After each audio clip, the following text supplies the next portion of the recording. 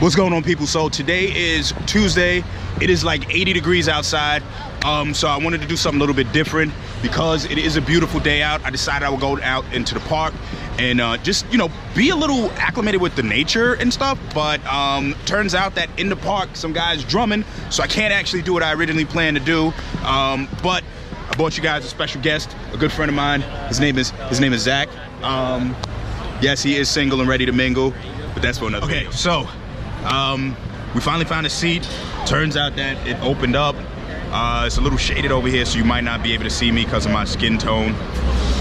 Yeah. Zach, why don't you tell people who you are, because I don't think anyone officially knows you except the people that we mutually know, which isn't a lot. Not a lot. Well, my name is Zach Migliozzi. Work for NYU Langone Medical Center. It's quite the place to work, if I do say so myself. Aspiring ball player, and just happy to be here. Okay, so the real reason why I actually asked Zach to join me today is because I wanted to talk about a specific topic, which is cars. Yeah, we're sitting outside. If you couldn't tell, we're outside. But yeah, I wanted to talk to him about a specific topic, and unfortunately, I don't know too many young people. I'm like a good 10 years older than Zach, so I figured that he would have more of an insight on how social media affects people and how social media immediately affects his generation, because we are technically in different generations. So the reason I brought that up is because I've been like seeing all of these, you know, as you guys know, I do get a lot of media, a lot of different news stories, but I've been seeing a lot of stories about how social media affects your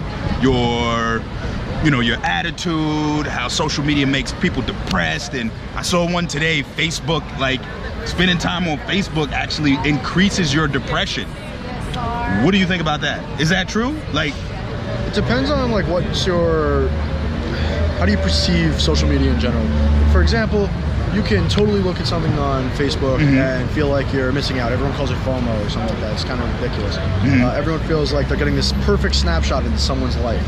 So when you're not having that moment in that given day, which, let's face it, most people's days kind of suck on a regular basis. Yeah, I mean, I ain't gonna lie, mine is kind of boring if I'm just working and not doing anything else, which is pretty much every day.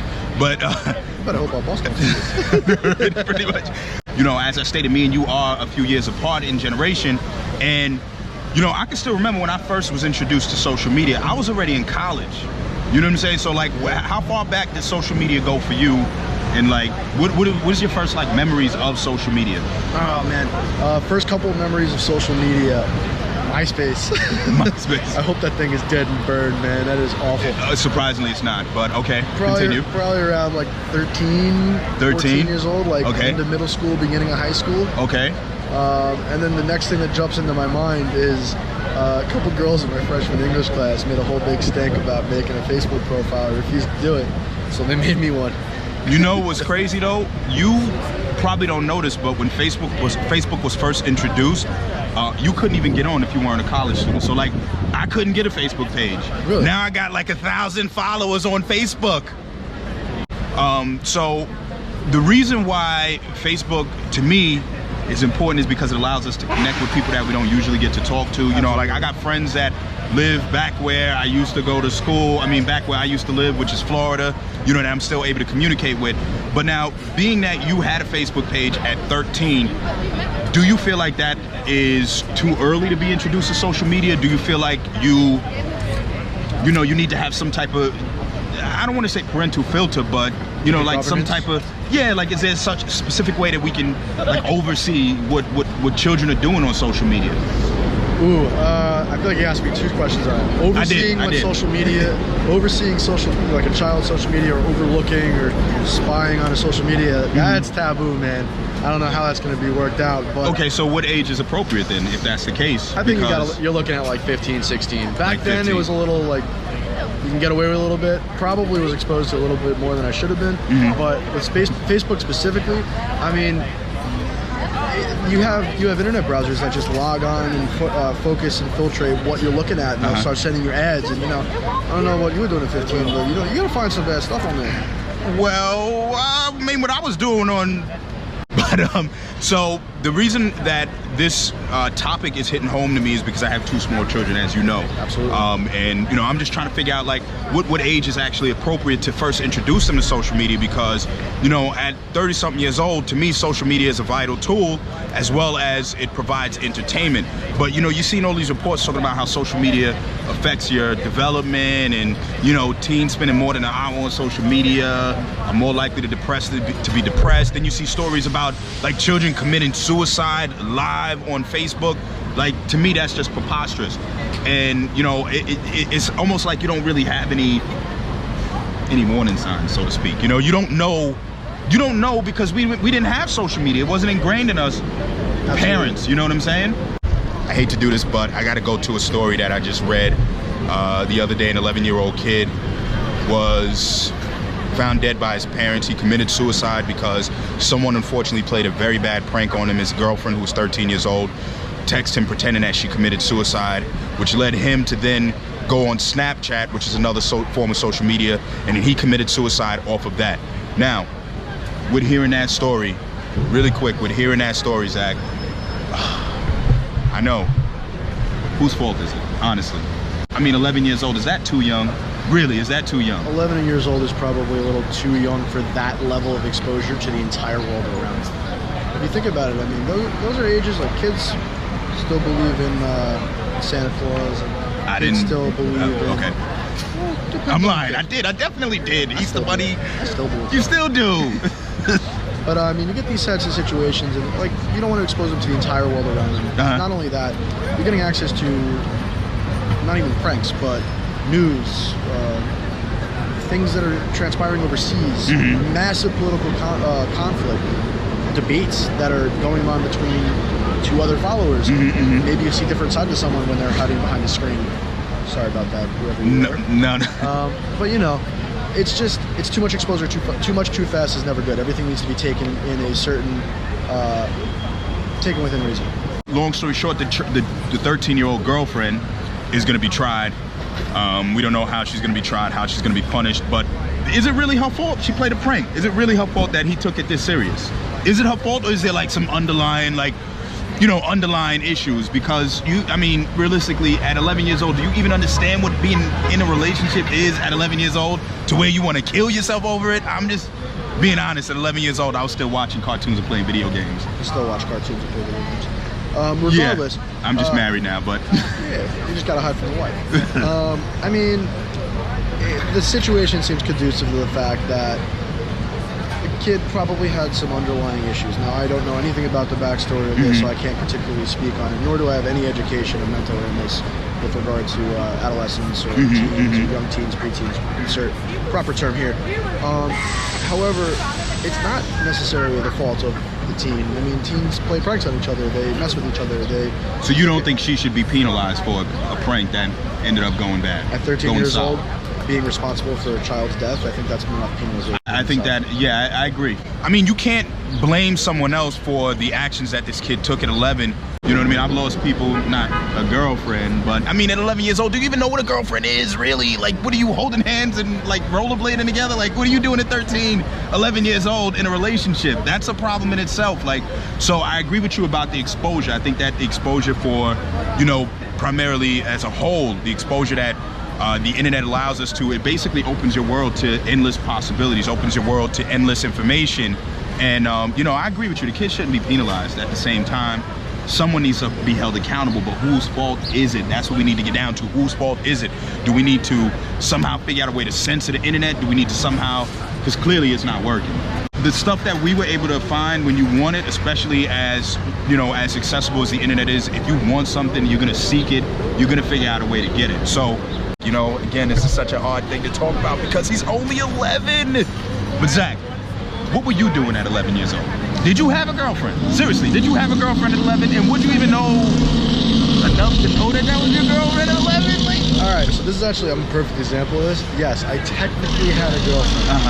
I didn't know I had a girlfriend for the first 2.5 years of our relationship, but I had a girlfriend. Wait. So you were with somebody for 2.5 years and you didn't know you were in a relationship? Yeah, she kind of dictated it. I just didn't know. You just basically went along. I think somewhere around 12. This is about 3 years in now. We might have sat next to each other on the bus and hugged goodbye. And that was enough. Apparently. That was satisfying enough.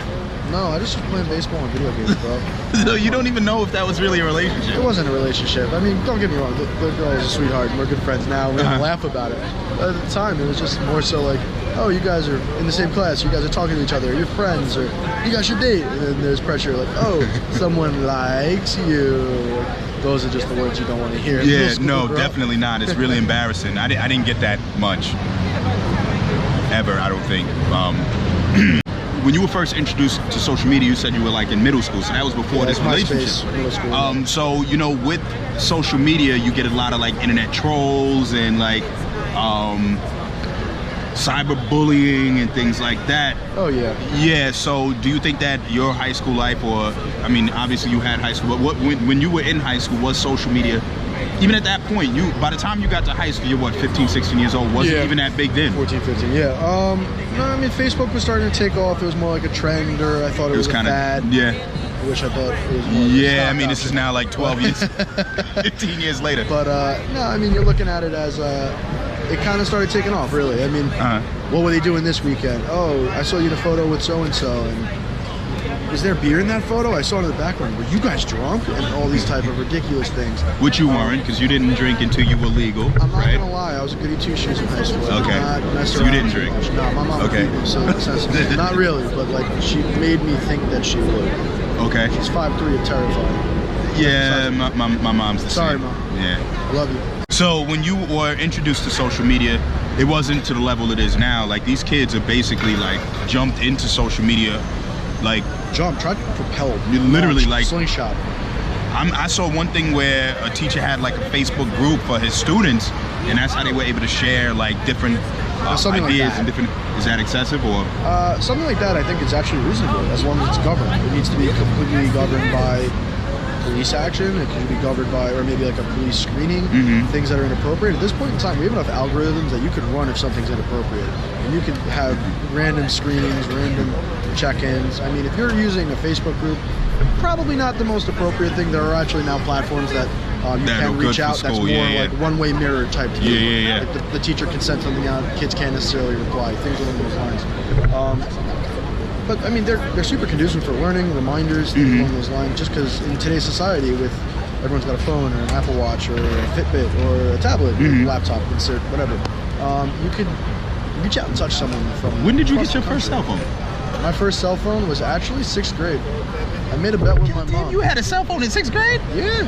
Oh God! So that means I'm gonna be getting I had to get home. cell phones at like 3. With social media being the way it is now, you know, and again, children having access to it, do you think that it would be more beneficial for someone to create like a social media for children to keep them away from? Because now with social media, you have access to celebrities, you have access to adults, you have access to predators, you got access to, again, the whole entire world. But do you think it would be smart for someone to create a social media, a social network directly for children, like a social geared towards children? Safe space? Yeah, something like that, you know, where they can basically be children. I think it's a great theory. I think it's a great concept, but the execution of the governance, or the execution of the filtering of what goes in and how to validate if it's true or not, how to validate if it's real, that's a little harder, yeah.